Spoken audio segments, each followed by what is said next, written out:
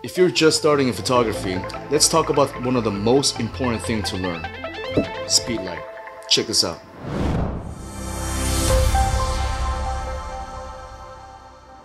What's up guys, Myung here from Camera to Freedom, and I want to go over speedlight techniques. I'm going to talk about 3 different techniques that you can do with your speedlight, and then at the end I'll talk about the recommendation that I have on what kind of flash to get. My favorite Godox Flashpoint brand, and I'm going to talk about why it's one of the best to get compared to getting your Nikon, Canon, the native brands. So the first technique that I want to talk about is bounce flash.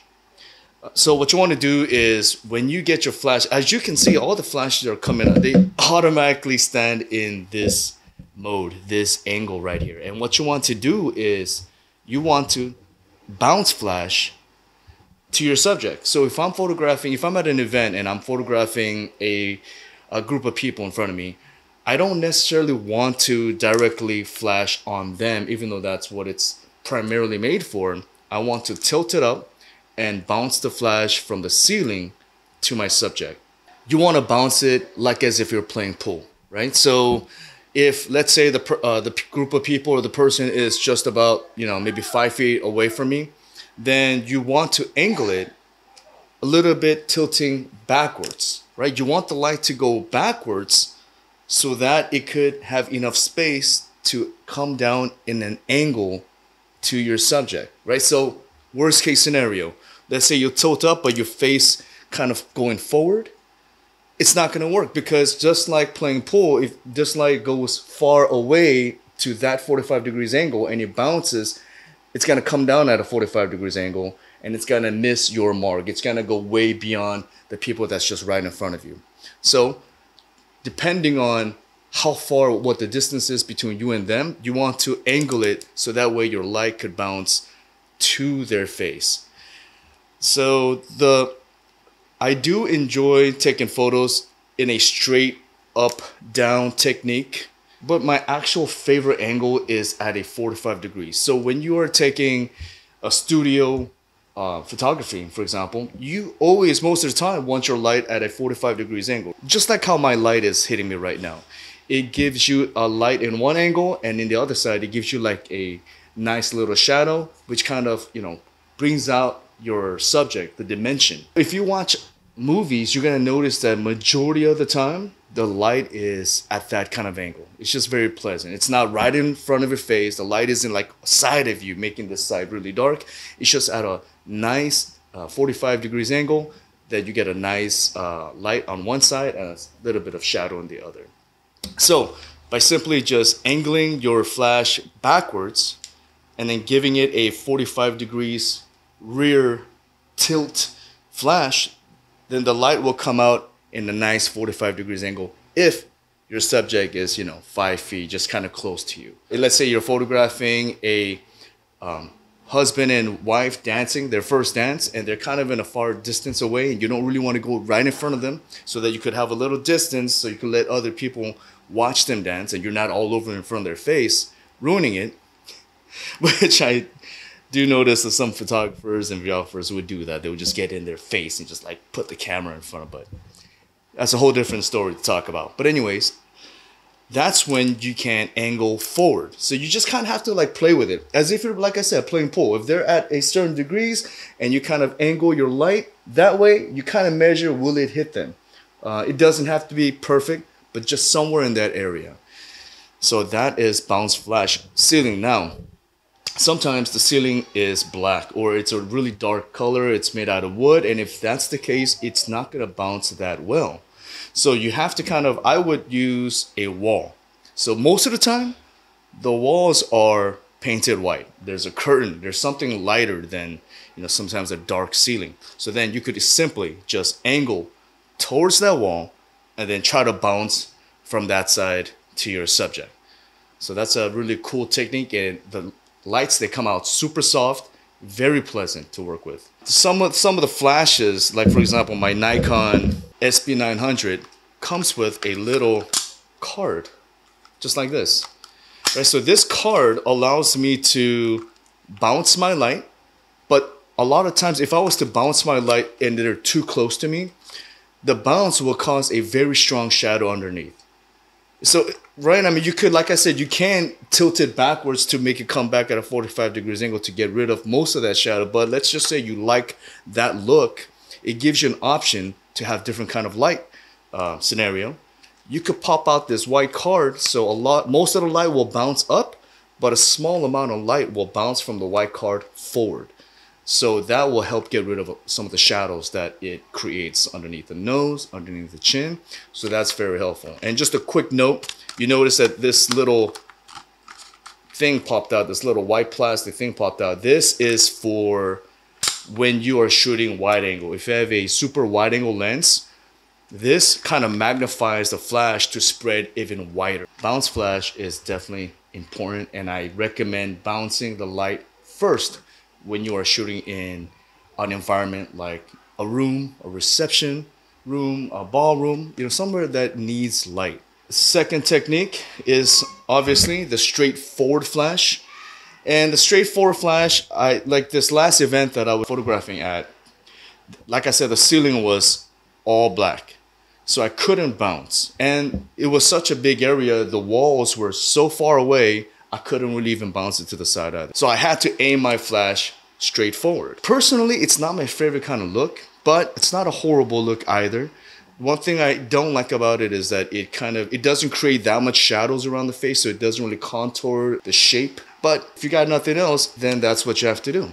And plus, like I said, that's what the flash is made for, right? So you could definitely straightforward flash and get a decent, if not pretty dope photo. It's, like I said, all matter of preference. So with your flash, if you buy the right flash, you can use the mode TTL. It's abbreviation for through the lens. So if you get a cheaper flash, there's cheaper flashes out there that's just fully manual, about $100. I really don't recommend that to be your first flash. I definitely want you to get a flash that has TTL. Now, all the Nikon brands, if you have a Nikon camera, all the brand flashes have TTL built into it. And what TTL is that it's just a full automatic mode. So you don't have to worry about how strong or weak your flash should be.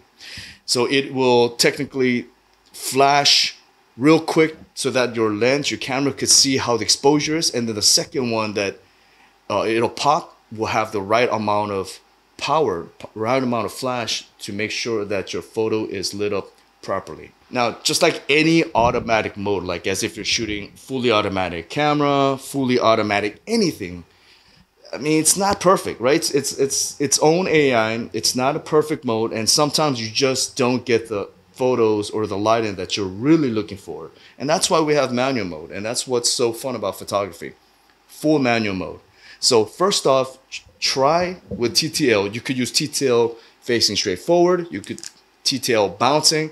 It'll do a decent job. But if it doesn't, that's when you can move to manual mode. So how I like to set up my speedlight shot is, first off, take the photo without the flash. Take the photo with the flash off. Get the proper setting so that you could capture a little bit of the background and a little bit of the foreground. The first setting that I like to do is maybe ISO of 400, just like a safety setting that you can start at. ISO 400, and then of course the shutter at about 160 at the least. And then of course my aperture, depending on how blurry you want the background to be. I like to start with a f2.8, f3.5, so that I still get a nice blurry background. And then set your flash to maybe 1/4 of a power. It's a good, good setting to start with. Boom, take the shot. See how you like the shot. Then you make the adjustment. Do you need the flash to be stronger because your subject is still too dark? Or do you need the flash to be lighter because you've already had your camera settings where everything is kind of lit up anyways? So that's how you kind of play around with how much power you want in manual setting. But if you don't want to deal with all that, just go straight to TTL and just let the camera do its thing. So the third technique that I kind of want to talk about with Speedlight, what you can do is during the day, during straight up sunlight, and you take a photo outside, sun is hitting your subject, the person, and of course you're going to see some heavy shadows, right? The sun is very strong with its light, and you're using the sun to light your subject. The sun is maybe at a 45 degrees, and boom, you get your shot, and you notice that the shadow underneath their chin, the nose, and so on is just super dark, just pure black. Well, the cool thing about a lot of the flashes are that if you were to put it on TTL and just face forward during the day and then take the photo, then it will help get rid of some of that darkness, the shadow. It'll lighten it up just a little bit. Not too much, it's not a miracle worker, so it'll lighten it up just a little bit so that when it comes to editing, you have a lot easier time getting rid of the dark shadows that's underneath, you know, chin and nose and things like that. So using during the day, daytime is really cool to do that. Not a lot of people actually do or even know about, so check that out for sure. There's a fourth technique that I'm going to talk about in another video because I kind of need to go in details about it, but I just want to mention real quickly that you could use this flash as a strobe, as a studio light. You get yourself a little remote trigger, put on your camera, put this on a tripod and then on a stand, and then when you take your photo, you could get a nice angle with photography during sunset, at the reception, when you're doing family photos. That's my favorite. That's a technique that's going to take it to the next level if you haven't even started yet. But I'm going to talk about that at another video later on down the line, because it takes more discussing, right? So that's the next level. But for now, you know, use the speedlight to light up your subject in a dark room anytime you need it. Hotel rooms, I mean, I shoot a lot of weddings, so you're going to need that during when they're getting ready in a hotel room. You know, sometimes the ceremony is indoors, so a little bit of flash is very nice. Another tip with speedlight is that kind of start off with either fourth of a power or half a power.